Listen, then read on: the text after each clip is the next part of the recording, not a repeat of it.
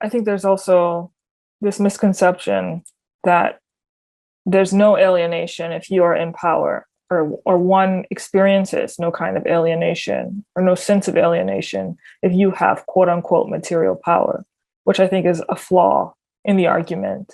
Yeah, well, it's an interesting weakness, I would say, of socialist arguments in general, is that there's a tremendous critique of the structure of the economic system, but there's also the presupposition that if you just had enough money, things would be much better for you. And right. They would be somewhat better in some ways. You know, we have to be clear about that. Up to a certain point.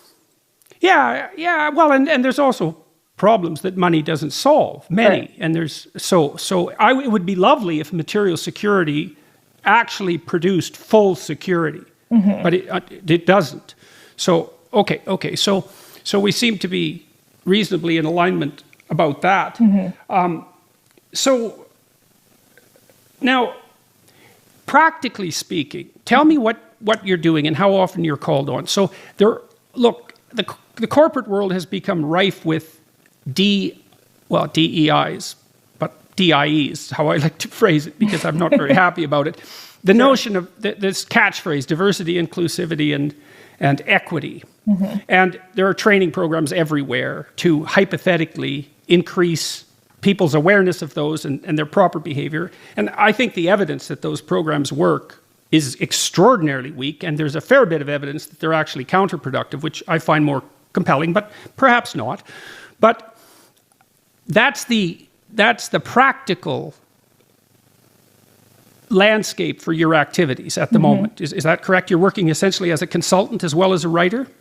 Primarily as a consultant. I do some writing here and there, but it's primarily consulting. And, people can basically either enroll in our online course, which we have, or companies can bring us in to facilitate workshops that elucidate the essence of the course, or kind of serve as an appetizer or a teaser to the course. Okay, so how are you marketing that? How successful are you? Why do you think it works? Practical questions, because there's obviously a huge market for this. So why your thing? And why are you sure that you're not doing harm, just out of curiosity? Oh, yeah, that's a great question. I'll try to answer the first few questions first.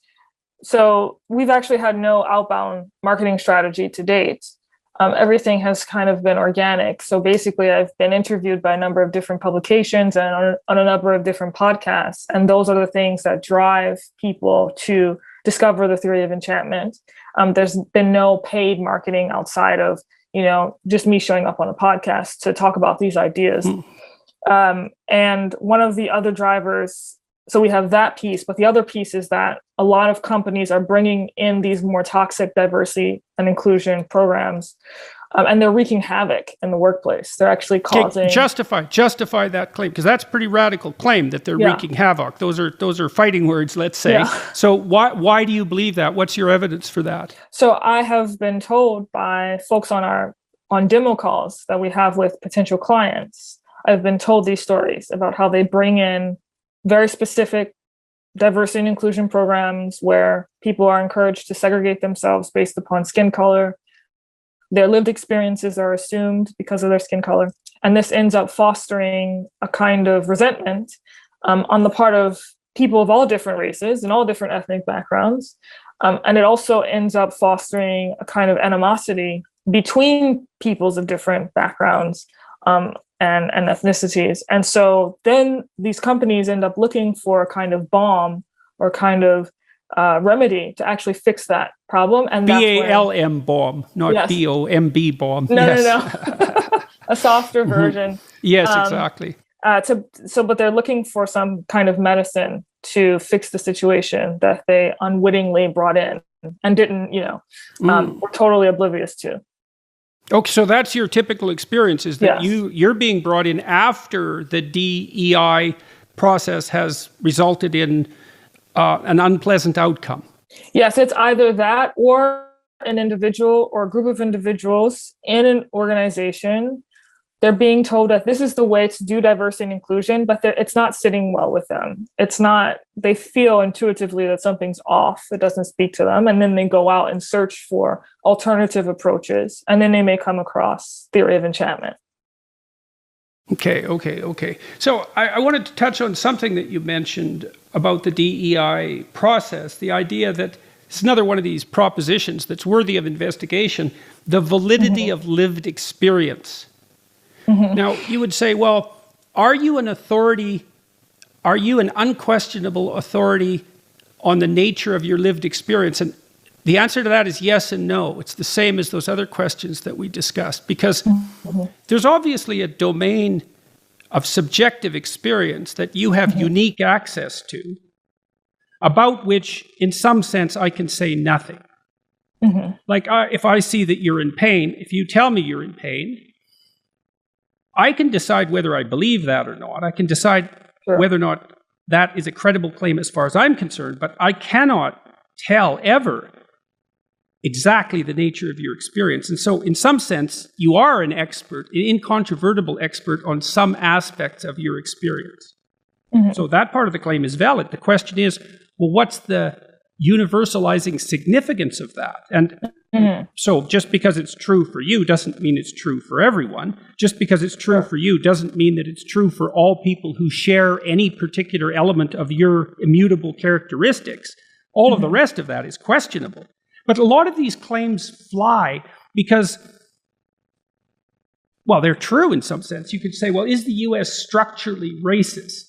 Well, it was set up for the benefit of the people who set it up, fundamentally. So, in some sense, all cultures are set up to benefit particularly the people who set them up. And then if there's other people who come in, well, you know, they have a harder time of it.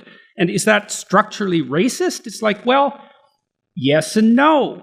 But the no is important to assess as well as the yes, right? To get an even-handed take on these and also to find out how universal this is or how particular it is to that particular country. Like all countries are set up for the benefit of a relatively homogenous group, because otherwise it's not a country.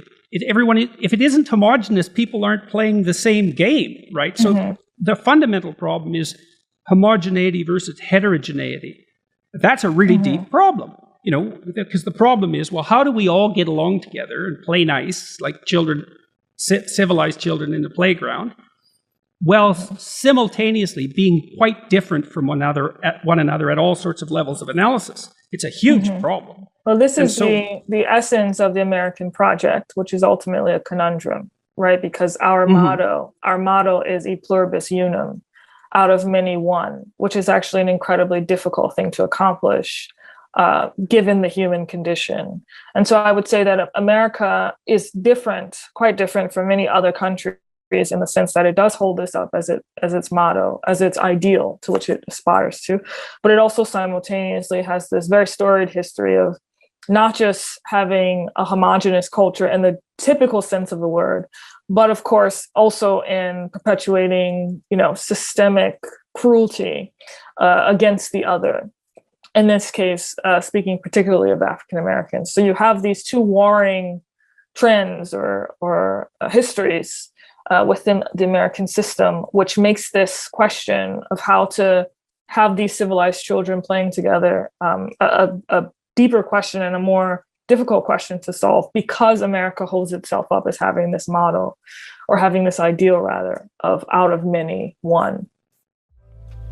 Are you tired of being held back by one-size-fits-all healthcare? Of having your concerns dismissed or being denied that comprehensive lab work you need to truly understand your health? I want to tell you about Merrick Health, the premier health optimization platform that's revolutionizing how we approach wellness and longevity. What sets Merrick apart isn't just their cutting-edge diagnostic labs or concierge health coaching, it's their commitment to treating you as an individual. Their expert clinical team stays at the forefront of medical research, creates personalized, evidence-based protocols that evolve with you. Unlike other services that rely on cookie-cutter solutions, Merrick Health goes the extra mile. They consider your unique lifestyle, blood work, and goals to craft recommendations that actually work for you, whether that's through lifestyle modifications, supplementation, or prescription treatments. And with a remarkable 4.9 out of 5 rating on Trustpilot, you know you're in great hands. The best part is you can get 10% off your order today. Just head to MerrickHealth.com and use code Peterson at checkout. That's MerrickHealth.com, code Peterson for 10% off. Stop guessing and start optimizing your health today with Merrick Health, because your best life starts with your best health.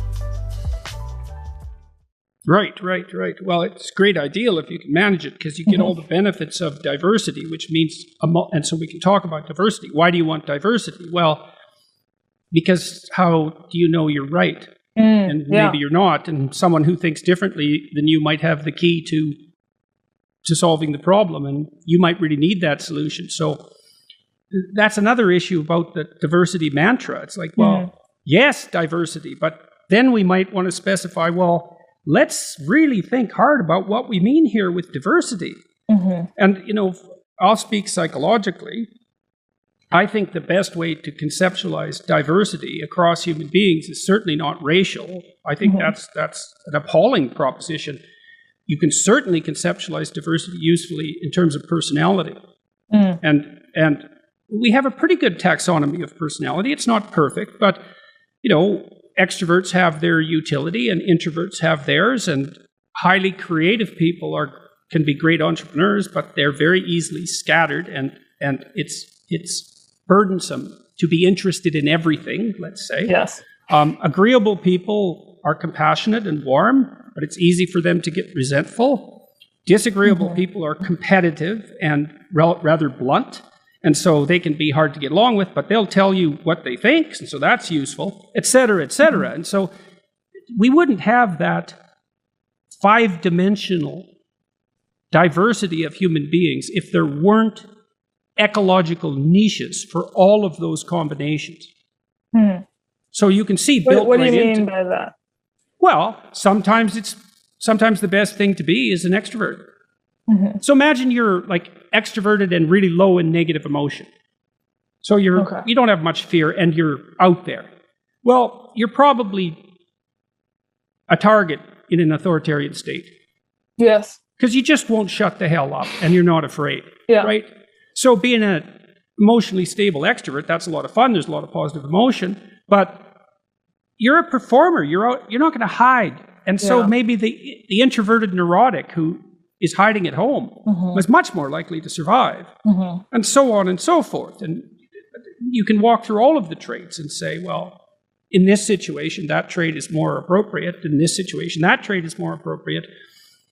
We need the diversity that feeds our and all of those intrinsic differences shape the way we think as well. I mean, extroverts think like extroverts and so on. You see that effect even in political affiliation, at least to some degree.